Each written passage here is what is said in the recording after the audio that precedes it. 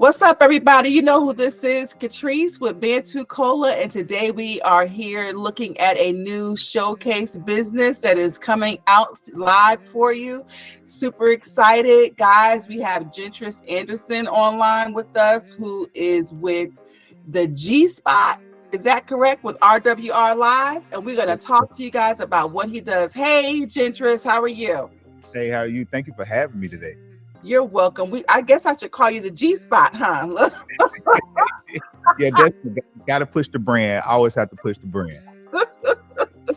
Wonderful, wonderful. Okay, so we're going to go into you telling us what you do and how you can help other people, what your whole deal is about concerning how you can really get your information out there to help others. So talk to us about your business. What is it that you do? All right, so what I do is, like I said, like you mentioned before, I have the G Spot podcast, and I build my podcast around talking about situations or conversations that are normally taboo within the Black community. So we talk about anything from sex, sexuality, religion, politics, and what we do, we don't just talk about these subjects, but we talk about how are they affecting the Black community and what could we do to make the changes, or, you know, get the ideas of other people and see what could we all do as a collective to make changes in our community. I always like to try to, as we can see, it's a lot of stuff going on when it comes to the music. Like I said, police brutality, gentrification in our communities. I try to base my platform around the positive aspect of what we need in our community. And it might not be as popular for a lot of people right now, but it's what's needed. And that's what I always think about. If I could touch at least one person, my work is not in vain. So we always try to tackle community situations and political situations, situations regarding religion, because like I've always say, you know, when it comes to the African American community, our faith structure is our that's our foundation. Absolutely. So, you know, if I could get people from all different walks of faith to come together for the betterment of our community, that's really my main focus at the end of the day. So when you say you talk about religion, let's go into that just a little bit. So your last show, you had like how many different faiths come in and talk to you? Oh, we had Minister Horace X from the Nation of Islam. We had Minister Dawada, or Officer Dawada, with the Israelites, representing the Israelites. We had Reverend Hugh King, Pastor Tyler Burns, Pastor Larry Watson, representing the Christian faith. And we had Queen Oshun Monife, who was representing Ifa, which is an African spirituality-based system that's been around for about 10,000 years. It predates Christianity, actually, modern Christianity as we know it.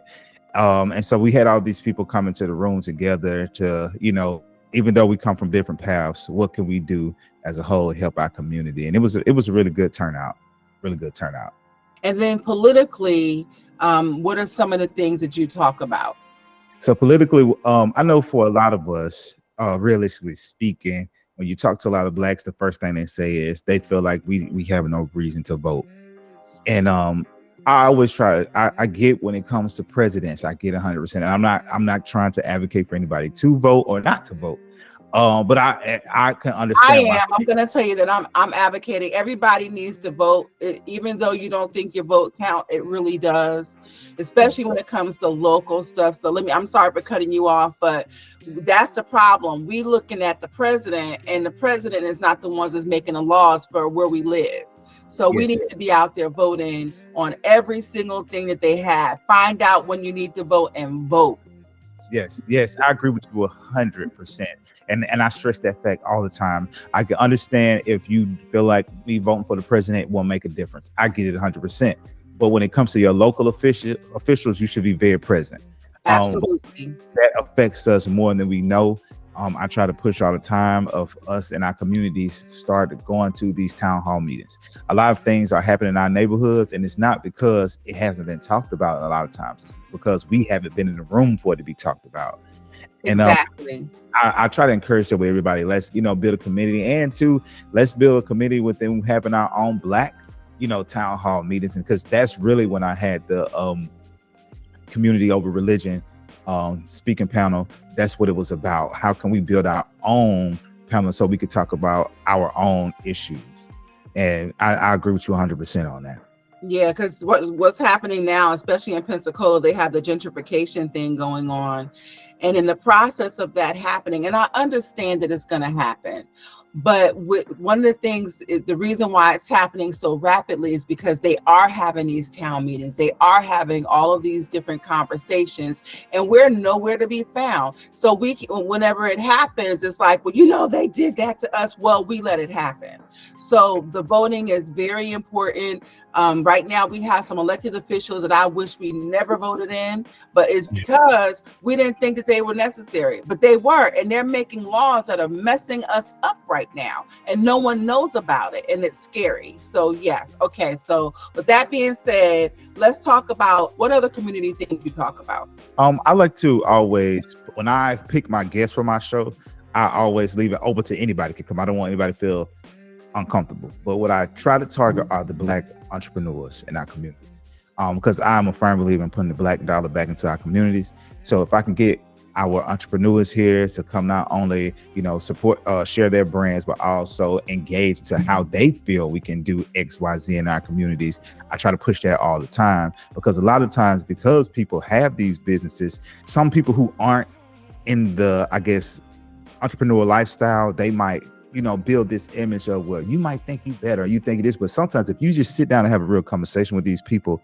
we have more alike than we don't, so I try to always push that within our entrepreneurs. It's like, let's just sit down as entrepreneurs and have a question of how can we, even if small businesses, how can we help educate other people around us to be able to do the same things that we did, because for a lot of us, it's kind of hard getting those resources. It's kind of hard getting people who are already in the game to, give us some gems without it being some type of repercussion, or you coming up with a lot of money to have to come with. So I try to push that. Fortunately, God always put me in the path of finding people who are willing to help. And I'm very thankful for that. And I ask that God, please open up even more to send them my way. It's enough out here to eat for all of us. Yeah. We could all be doing the same thing. You have multiple people selling lashes. You have multiple people have boutiques, but at the same time, everybody's making money. So if all, push that to have these people come aboard and be like, hey, this is what I can help you with. I love having those type of people on my show. One of the conversations that I wonder if you're having is talking to the community specifically about supporting Black businesses and not going in looking for a hookup. Yes. Because that's a big deal. That's a big deal. If you're going to go pay full price at McDonald's, you should pay full price for your friend. Because we got to understand, just like the people who own McDonald's trying to eat, your friends have to eat too. And due to the fact that that's my friend, or that's somebody that looks like me and I understand our struggles, that should motivate you even more. At least that's what we would think. But it doesn't. That's the problem. So we're gonna let's just chew into that for a couple of seconds, and I promise you this is your show, but we got to have that conversation real quick. One of the things that I notice even now, whenever I'm working with business owners, they want to ask me for a 10% discount, or they want to talk to me really quickly about being able to get some stuff done, and they don't have a whole lot of money, but they will go and spend $200 on a pair of boots that with a company that don't even give two flips about us and not worry about it. So it's kind of like, Lord, what is going on? Why do you want to have those Timbs, but you can't come in and support my business? Let's talk about that for a couple of seconds. How do we disperse that real quick, because that's an issue. Yeah, I think one thing I want to point out, one thing I feel like we need to, when it comes to our Black entrepreneurs, that we need to have, for a lot of people, we need to have some type of business etiquette coaching. Okay. That's true. I think for a lot of people, sometimes it is the customer service that they have an issue with. But the thing is, I feel like a lot of times with that, we have expectations because the person looks like me. You should be a certain type of way, or you should act a certain type of way, and sometimes people aren't like that, but we definitely need that. And we have to understand that if you're going to go to McDonald's every week, and you're going to pay for some food, and they're going to give you cold fries. You don't get on social media and you don't bash McDonald's. So you shouldn't do it to your other Black community. Thank you. you shouldn't do it, because at the end of the day, you could just go to somebody else, or it just could be a bad day of service. Doesn't mean that actually a bad. Something could have happened in their life. Yeah. Something could have happened, in their family. Something could have happened while they were on the way to work. We don't know. And we give McDonald's chance after chance after chance. We go to Walmart, they don't even have people hardly working there anymore. And we check our own stuff out, and you still mad whenever you come to us. So we checking you out and doing everything. And it's like, come on now. So, but on the flip side of that, if you are a business owner and you have really crappy customer service and someone tells you that your service is bad, don't get mad and get an attitude and be stank about it. Just take it, eat it. It's okay. Right. Confirming when they feel the way that they feel. And we want that. We should be open as entrepreneurs. The thing is, to own a business, you are basically a leader. And to be a leader, not only are you supposed to lead, but a leader is also someone who services the community. Okay. Absolutely. So the thing is, I have this product or I have this business doing XYZ. It is for the people at the end of the day. Even when it comes to entertainers, they diversify their music. They'll go back sometimes and they do a concert 20 years and do a song because it's about what the people want to hear. Mm-hmm. So we have to understand that as entrepreneurs to lead, that we should want that constructive criticism. Yes. And take it, what I'm saying, and understand that, well, maybe I could just step back and look at this from a different point of view, because we're not always right. And for a lot of us now, if we've seen in the last couple of years since COVID, I will say that we've seen a large increase in Black businesses since COVID. I'm not mad about that. And one thing we do see that sometimes a lot of people, they've never owned a business. Sometimes they are coming from families who they've never experienced that own a business, so they don't know. Exactly.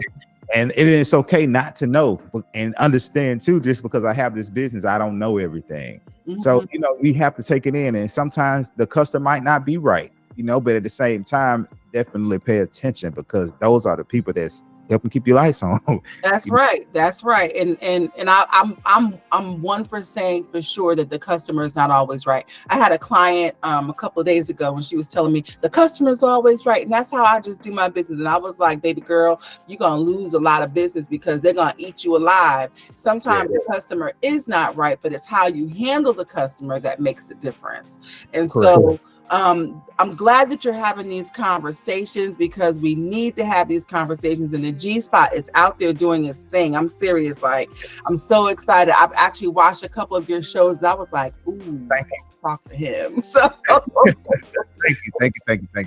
So, okay. So when does your show normally come on? So my show comes on, I do it every Thursday night, 8 p.m. Central Time. But I do it around the evening when everybody's kind of like wind down. You can kind of get comfortable, grab your little glass of wine, and because with my podcast, I want to meet everybody halfway. We don't care. We're not going towards a specific type of people. And even though my show is based around education and unity within the Black community, it is for other ethnicities too, because a lot of times people come at us because of ignorance of who we are. So if people can learn who we are from my show, that is a big thing for me, because we all have to educate each other some type of way on something. We all can learn from each other some type of way so we can understand each other a little better. So I got a question to ask you, because this is something that has been really like pet peeving me for a long time. Okay. Yeah. When it comes to other cultures, they study us because we set trends. And I think I said this the last time on your show on Saturday. We are the trendsetters in this country. Okay. We're the trendsetters in this world.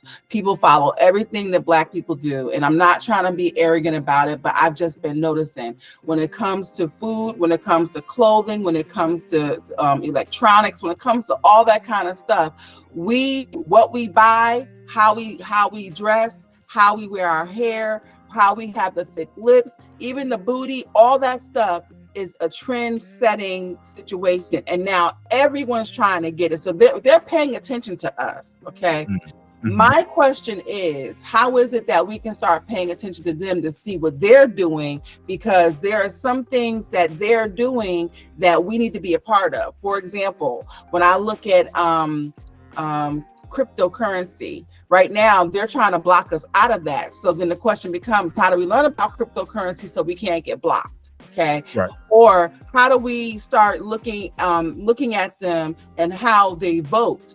And I'm not talking just white people. I'm talking Hispanics, Asians, white, American Indian, Samoan, whoever. We need to start paying attention to those other cultures because they are doing things and all we're focused on is what's happening to us. And we need to kind of look at that. So how do we do that is my question. And how can you help with that situation? A lot of times, one thing I had to learn, when I was in the military, it made me feel some type of way against certain people with different backgrounds. But I had to take myself out of the situation and pay attention to what was actually going on around me. A lot of times we enter situations and we react based on our feelings instead of learning the lesson within the situation.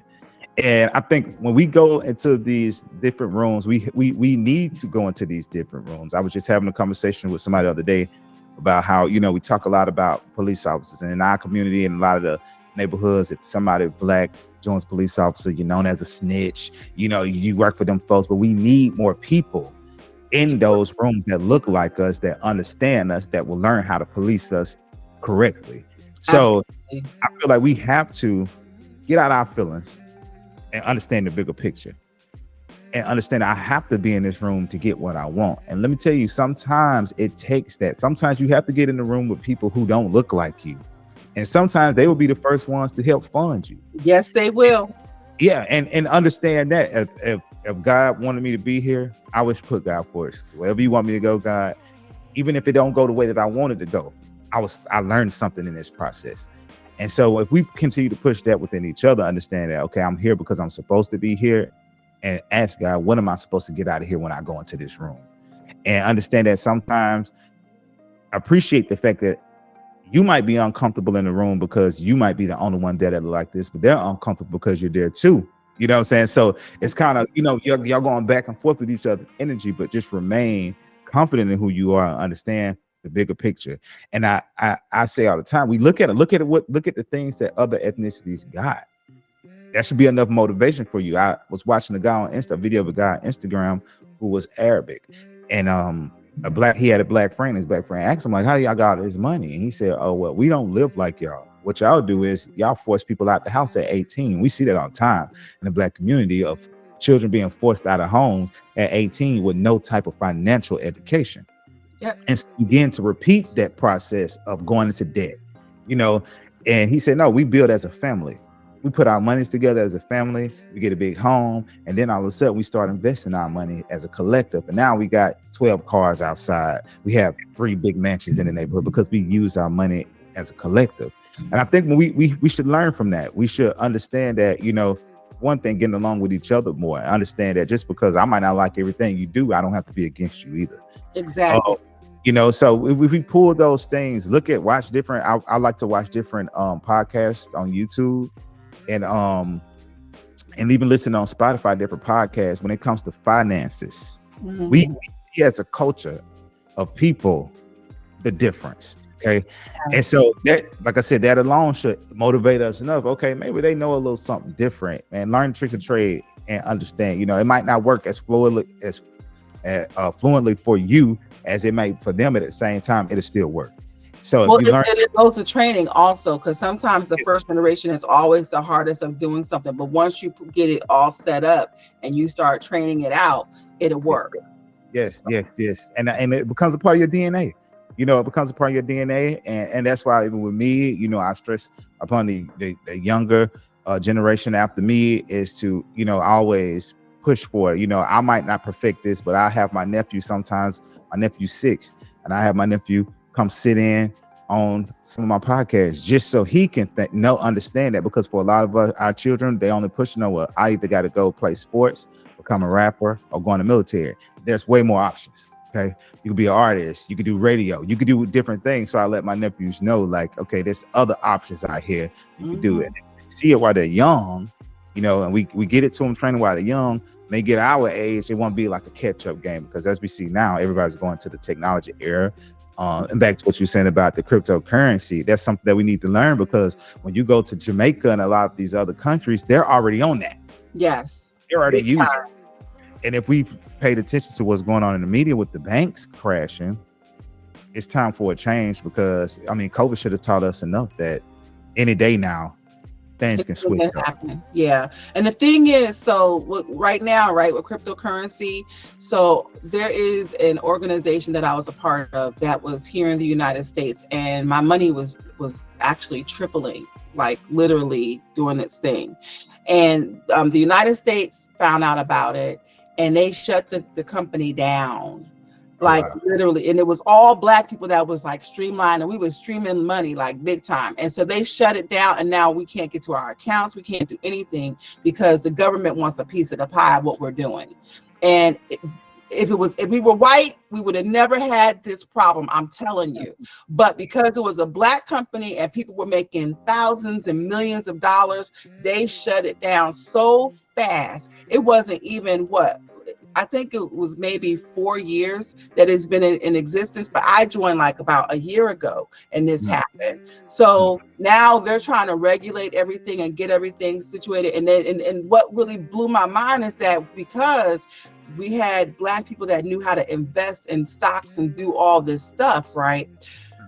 White folks got a wind of it, and they started bad mouthing it and saying, oh, this company is this, and this company is that, and this company, and this company. And Black people, instead of realizing that they were coming against us as a people, they were like, yeah. And I was like, oh my God. So the company had to fold because of that. And it's just like, really, if you had just like chilled and we worked this whole thing out, it would be okay. But we got to stop jumping on the bandwagon of what somebody else tells us about our stuff. Yeah, I get you. That's 100% correct. And people have to understand that sometimes a lot of people make those comments based off ignorance. Ignorance what's really going on. And when it comes to just America period and the evolution and the revolution of Black people, they're always going to try to have their hand in it some type of way to pause it. And it's messed up, but that's how, it's just how it is over here for us and everywhere, because white supremacy is not just a problem in America. No, it's not. Epidemic. Okay. Yes. So we have to build different avenues, build different resources for ourselves and start motivating, because a lot of times when people of our color see those, sometimes they will believe them before they believe each other. So when they see that, they'll be like, oh, well, maybe I shouldn't do this, maybe I shouldn't do this. But if you see how lucrative it is for XYZ, nobody's getting in trouble for this, then why not do it? It's ways to work around it. I mean, and we see it all the time. Look at, for example, even alcohol. There was a time that was illegal in a lot of places. When they can get their hand on it, and now marijuana. Yeah. Look how many brothers that are locked up from selling marijuana. Exactly. And and not even a lot of it. It was like a couple of ounces, and they're in jail still. And it's like now, so it's being sold legally. Why can't you let them out? You know what I mean? So it's just, those are some things, but we've been going down rabbit holes. I'm going to stick back to what your G spot. Okay. So also hear that you talk about historical stuff as well. Yes. That's my passion. I am ever since I was in school, history was my favorite subject. When I got a little older, honestly, when I was in the military, and I found out that I was in the Marines, and I found out that where my barracks was located was once a slave plantation. Ooh. And I was on Parris Island in South Carolina. And I think that's really sparked something in me. And then I started seeing certain things. There were certain places that we couldn't go to due to white supremacist groups in 2009, 2010. And so that really kind of sparked the interest in me of, first, let me tell you, I got mad. And sometimes we have to get mad to get serious. Yeah. Okay? I got mad, and I was just like, my unit was in Montgomery, Alabama. I was like, oh, hell no. You know what I'm saying? Like, my great grandmother, who basically helped raise me, she was from Birmingham, Alabama. And the stories that she would tell me from growing up in the 20s, 30s, 40s in Alabama, it just was not a good taste in my mouth to be there. And like I said, even being in Montgomery, which was known as the heart of the civil rights movement, to go around and you can still kind of feel that energy there. It kind of put a different representation. So I was just like, well, let me stick to my people. Let me try to find out who my people were. And it was I found out more. It kind of made me mad too at the lack of education that they teach us in schools when it comes to our people. They leave it only slavery, and that's that. And they know what they do when they do that. It's a psychological change because it makes you, it dulls it down. And that's why we have so many of our children now that have white friends and have this and have that. And I'm not against any of that, but they have desensitized us to the point where we don't understand that there was and there still is a problem in this country when it comes to racism. Yes, that most definitely. And so I like to go to different any city I go to, I'm going to find out where are the Black historical landmarks. And I know it's a plantation. I know a lot of people, sometimes their stomach will roll and why you go? I don't want to go to a plantation. I want to do. Sometimes we have to see it. Sometimes we have to see it to understand. I got to keep pushing. Sometimes we have to see it to understand. We have to keep educating. Like when I remember when they were taking down all the Confederate statues, which is crazy to me because they lost. They was taking down the Confederate statues, and I told somebody, honestly, I feel like they should keep them up. I said, because we don't teach our history like we should. So when we see that statue, we should go back and be able to tell our kids, grandkids, nieces, nephews, that's up there because of XYZ. And let me tell you why XYZ happened, because, ABC. I feel like, we should teach them this happened because of that. And if we continue to see this stuff, and I understand it might not be right, but sometimes we have to see it. We have to see it to understand where we come from on this side. Absolutely. And like I said, I go every city I go into. I like to go to the Black historical sites. I like to go to the homes. I like to go see the museums, and I try to encourage people everywhere I go. Man, enjoy the culture. That's why I love New Orleans. I love the Black New Orleans. I love how they hold on to who they are. And even when it comes to them dancing, you go to the second line parades and you see them what they call buck jumping, and you understand and go to the history of buck jumping, of how the Africans, that's how they danced in celebrations. And to this day, 100 years later, their descendants are still dancing like that in that city. It's exciting to see. So I encourage people all the time, and know who you are. We are some of the only set of people who can't go back and say, well, after my great grandma, I don't know where I come from. Yeah. Why? We should want to. And that has been ingrained, and it was done on purpose. Yes. It was done completely on purpose. Yes. So, yeah. So, okay. You have got a lot of things that you can talk about. So guys, on the G Spot, please take a look, go in and watch it. He's on RWR Live, 8:00 on Thursday nights. Also, you're on a radio station. Is that correct? You come on the radio as well? Okay. Yes. So RWR Live 365, you can download their app and you can go ahead and listen to them. They've got some good music, and this is one of the conversations that you want to hear. Do you allow people to call into your show? Not yet, but it's coming. This season coming up, it's going to be a whole nother thing. Yeah. Okay. So he's going to be able to let you call in. And I guess whenever you're doing it on Facebook, they can drop chats below and you can read them.